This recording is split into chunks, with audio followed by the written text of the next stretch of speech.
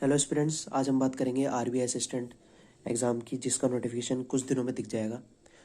तो उसको कैसे डील करना है, उसके बेसिकली क्वांट सेक्शन को कैसे डील करना है, उसके बारे में बात करेंगे हम। देखो, प्रीलिम्स और मेंस मैं दोनों बताऊंगा, ठीक है? तो टेंशन लेने की ज़रूरत नहीं है। पहले मैं बताता हूँ कि एक चीज़ हमें समझनी पड़ेगी, ये असिस्टेंट एग्ज़ाम है, ना कि ऑफिसर रैंक का है, ठीक है? तो इसमें क्वेश्चंस बहुत ईजी आएंगे। हमारे नंबर ऑफ अटेम्प्ट्स ही अच्छे होने चाहिए, हम तभी क्वालिफाई कर पाएंगे, ठीक है? अब बात करते हैं कि पढ़ाई चालू कैसे करनी है, ठीक है? देखो, जब हम पढ़ाई चालू करते हैं ना, तो शुरुआत के 10 मिनट तो हमारा, जैसे मान लो हम सुबह उठे हैं, ठीक है, पढ़ने बैठे हैं, तो 10 मिनट तो हमारे बहुत ज़्यादा झाई झाई में जाते हैं, ठीक है? हमारा मन नहीं हो रहा होता पढ़ना। उस टाइम पे हमें सबसे इम्पोर्टेंट काम करना है। ये जो टेबल्स हैं, स्क्वायर्स लिखे हैं मैंने यहाँ पे, क्यूब्स लिखे हैं, फ्रैक्शन टू परसेंटेज लिखा है, इन्हें याद नहीं करना है, इन्हें देख देख के लिखना है, अपने आप याद हो जाएंगे। मतलब तुम्हें देख के ही तुम क्वेश्चन सॉल्व करने लग जाओगे। जैसे अगर यहाँ पे लिखा है 18 × 9, तो तुम्हें सोचने की जरूरत है, तुम 162 लिखोगे तुरंत, ठीक है? तो इतनी ज़्यादा अंडरस्टैंडिंग बिल्ड करनी है। और एक चीज़ इंपॉर्टेंट, इनको जब सॉल्व करोगे तो ऐसे बोल बोल के नहीं करना, ठीक है? इन्हें देख देख के उतारते जाना है। तो मेरी आवाज़ थोड़ी सी अजीब आ रही होगी तो उससे एडजस्ट कर लेना, थोड़ा जुकाम हो रखा है मुझे काफ़ी दिनों से, बट ऑफकोर्स पढ़ाई से ब्रेक नहीं ले सकते, ठीक है?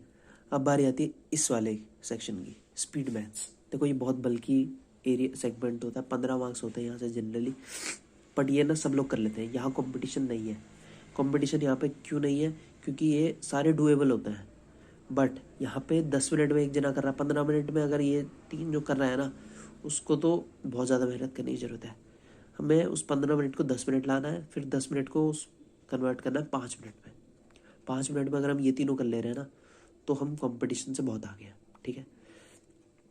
अब ये तीनों तभी हो पाएगा जब नंबर्स के साथ बहुत अच्छी फेमिलैरिटी है। फेमिलैरिटी मतलब समझ रहे हो ना? तुम देख, मतलब कैलकुलेशन बहुत तेज कर पाओगे उससे तुम, ठीक है? अब आते हैं डीआई पे। देखो, डीआई बहुत इजी आती है। इसमें जनरली 2 डीआई आती है। 2 डीआई यानी 10 मार्क्स, और 10 मार्क्स यहाँ से हो गए, 10 मार्क्स यहाँ से हो गए, 15 यहाँ से हो गए, 35 हो गए, ठीक है? अब डीआई आती है बहुत ईजी, ठीक है? अगर तुम्हारी रेशियो परसेंटेज में अच्छी ग्रिप है, ग्रिप का मतलब समझ रहे हो? मान लो 30 × 40% लिखा हुआ है, एक जना है 12 लिख रहा है, देखती है डायरेक्ट, और एक जना लगा पड़ा है। 30 × 40% यानी 1/100, यहाँ पे 12, ये सब काट पीट में लगा हुआ है, ये सब नहीं करना है, देखते लिखना है। जैसे अगर मान लो रेशियो की बात हो रही है, 3/4x है, ठीक है? इसके साथ मान लो लिखा हुआ है 24/32 लिखा है, तो अगले में तुम ये लिखोगे, क्योंकि ये भी 3/4 ही है अगर 8 से काट दो तो ऐसी अंडरस्टैंडिंग बिल्ड होनी चाहिए, तब जाके तुम डीआई में ऐसे ऐसे, ठीक है, ऐसे ही कर दोगे। 5 मिनट के अंदर ये भी हो जाते हैं, 5 से 8 मिनट में। बाकी के 12 मिनट करीब, 10 मिनट करीब अर्थमेटिक के लिए सफिशेंट होता है, क्योंकि अर्थमेटिक बहुत ईजी आती है। इसमें प्रीलिम्स की बात कर रहा हूँ मैं, बहुत ईजी आती है लिटरली। 30 सेकंड 40 सेकंड में एक एक क्वेश्चन बन जाता है, ठीक है? तो तुम्हें हर चैप्टर की, जो भी सिलेबस है हर चैप्टर की, अगर तुम्हें बेसिक अंडरस्टैंडिंग भी है ना, तो भी तुम आराम से प्रीलिम्स में 35/30 यार बहुत आराम से आते हैं 35, ठीक है? बल्कि 15 मिनट में किसी किसी के 35 हो जाते हैं, 18 मिनट में 35 हो जाते हैं, 2 मिनट में तुम चिल कर सकते हो, ठीक है? अब बात आती है कि मैंने ये दोनों सेक्शन अलग अलग क्यों लिखे हुए हैं, ठीक है? इनमें डबल अंडरलाइन है, इसमें सिंगल अंडरलाइन। अभी बताता हूँ। देखो, आवाज़ फिर बता रहा हूँ बहुत ख़राब आ रही होगी, पर एडजस्ट कर लेना। कंटेंट एक नंबर है, ये स्ट्रेटजी फॉलो करोगे ना, मैं बता रहा हूँ 35 तो आएंगे ही आएंगे। मैं ये भी नहीं बोल रहा कि मैं 30 अबव आएंगे, 35 आएंगे ब्रो। तुम एक बार फॉलो करके देखो, ये चीज़ कर लेना। तुम रोज़ फॉलो करोगे ना, ये 10 मिनट देख के लिखना है सिर्फ, ठीक है? याद हो जाएंगे तुम्हें। और प्रीलिम्स में तो 35 में से 35 है, बस तुम ये फॉलो कर लेना। यहाँ से ये टाइम बचा के देगा, ये टाइम बचा के देगा, इसमें वो यूज़ जाएगा, 2 मिनट और चिल कर लोगे, ठीक है? अब आते हैं मेंस की बारे में। तो मेंस में जो डीआई आती है ना, वो मॉडरेट लेवल की आती है। मॉडरेट लेवल समझ रहे हो? जो एसबीआई आईबीपीएस पीओ लेवल की जो प्रीलिम्स की डीआई होती है ना, वो यहाँ दी होती है, या उससे हल्का सा और ऊपर कर देंगे, ठीक है? जनरली इसी लेवल की आती है। जिसने आरबीआई असिस्टेंट का पिछले साल वाला एग्जाम दिया होगा मेंस का, उन्हें पता है कि क्या लेवल रहता है। सबसे बड़ी बात देख लो, number series, simplification, quadratic equation, इन दोनों में से 2 चीज़ें तो आ ही जाती हैं। 10-20 मार्क्स तो ऐसे फ्री के मिल जाते हैं। तो यहाँ पे भी स्पीड ही मैटर करेगी। अर्थमेटिक भी यहाँ पे देखो अब आते हैं इन पे। ये दोनों मैंने डबल अंडरलाइन इसलिए करी क्योंकि इसकी एकदम डेप्थ नॉलेज होनी, क्योंकि जब इससे क्वेश्चंस बनेंगे ना तो टफ बनेंगे, मतलब थोड़ा घुमा फिरा के देंगे। इनमें भी जब क्वेश्चन बनेंगे इसमें भी हल्का सा घुमा फिरा के देंगे। ये जनरली डायरेक्ट क्वेश्चंस होते हैं, इसमें ज़्यादा मेहनत करने की ज़रूरत नहीं है। जिनमें ज़्यादा मेहनत करनी है उसमें बहुत जम के मेहनत करनी है। इनमें भी मेहनत करनी है पर ज़्यादा मेहनत इनमें करनी है, क्योंकि जो DI बनती है ना वो सिर्फ इनसे नहीं बनती, इनसे भी बन जाती है। और एक प्रोबेबिलिटी एक चैप्टर है, इससे भी बन जाती है, बट इससे जनरली बहुत ईजी होती है। इनमें थोड़ी मेहनत करवा देंगे ये लोग, ठीक है। और एक चीज़ ध्यान रखना, मेंस में, ये मेंस कहने को मेंस है, ठीक है, इसके मार्क्स तो जुड़ते हैं बट बहुत इजी आता है ये। इसमें भी तुम 30+ मान के चलना कि तुम्हें करना है, कुछ भी हो जाए, ठीक है।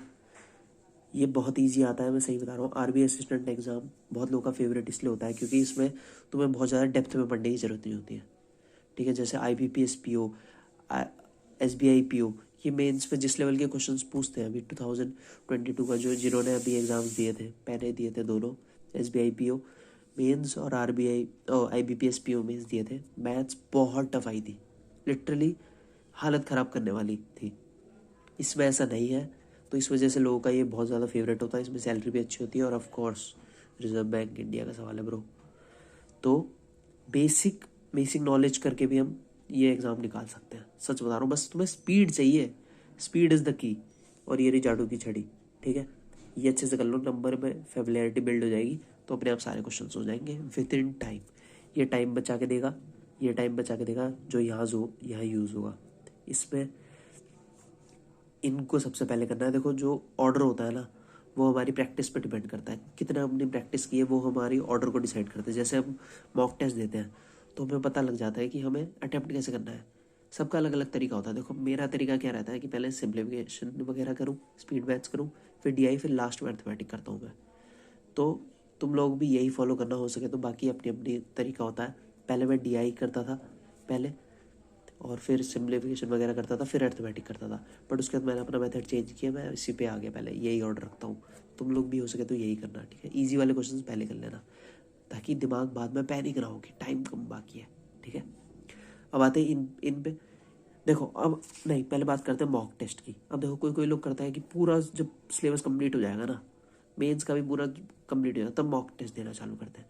भाई प्रीलिम्स के मॉक टेस्ट ना उसी टाइम से देना चालू कर दो जब तुम्हारी थोड़ी बहुत अंडरस्टैंडिंग भी बिल्ड हो गई है। उसके बाद जब तुम्हें गलतियाँ पता लगेगी, देखो तुम्हारे कोई कोई क्वेश्चन सही जाएंगे, कोई कोई गलत जाएंगे, कोई कोई तुम्हें आएंगे ही नहीं। तुम्हें हर तीनों चीज़ों पे काम करना है। ये जो हुआ है वो उसका टाइम और कम करना है, मतलब और जल्दी करना है उसे। जो नहीं हुआ वो क्यों नहीं हुआ, गलत क्यों हुआ, गलत तो मतलब ही नहीं है, गलत तो करना ही नहीं है, गलत क्यों हुआ, और जो नहीं आता वो क्यों नहीं आता। तो ऐसे पूरा अच्छे से मॉक टेस्ट को स्टडी करना अच्छे से, ठीक है। कोई कोई उधर मॉक टेस्ट देता है, स्कोर देखता है, अरे वाह वाह वाह वाह, चलो बस खत्म, या बेकार आया तो अगले पे अगला ट्राई करते हैं। ऐसे नहीं भाई, देखो तो सही, वाह वाह हुआ तो क्यों वाह वाह हुआ, बेकार हुआ तो क्यों बेकार हुआ, ठीक है। गलतियाँ कहाँ हैं और अपने आप को सुधारो। और एक चीज़ ध्यान रखना, मॉक टेस्ट हमेशा ना जो एग्ज़ाम लेवल होता है उससे थोड़ा सा ऊपर ही होता है, ठीक है। उसका रीज़न होता है क्योंकि मॉक टेस्ट में अगर तुम घर पे बैठ के अगर तुम 80 ला रहे हो तो वहाँ पे तुम 88 से 90 ले आओगे, ठीक है। क्योंकि वहाँ पेपर का लेवल थोड़ा इजी होता है, ठीक है। और यहाँ हार्ड इसलिए देते हैं क्योंकि यहाँ पे प्रेशर नहीं होता एग्ज़ाम का, वहाँ पे एग्ज़ाम का प्रेशर होता है, तो दोनों चीज़ बैलेंस हो जाती है, ठीक है। तो मॉक टेस्ट साथ में देते रहना, ठीक है। और मेंस के लिए ज़्यादा मॉक्स देने की ज़रूरत नहीं है, सही बता रहा हूँ। प्रीवियस ईयर क्वेश्चंस पेपर है ना उनको सॉल्व कर लो, और जो मॉक टेस्ट है थोड़े बहुत उनको डायरेक्ट सबमिट कर दो, और आंसर जब उसके सामने सॉल्यूशन आता है तब क्वेश्चन सॉल्व करना स्टार्ट करो।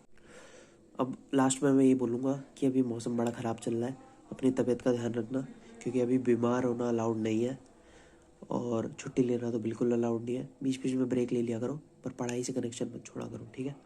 चलो पढ़ते रहो, और जादू की छड़ी सुबह होते ही घुमा लेना, ठीक है।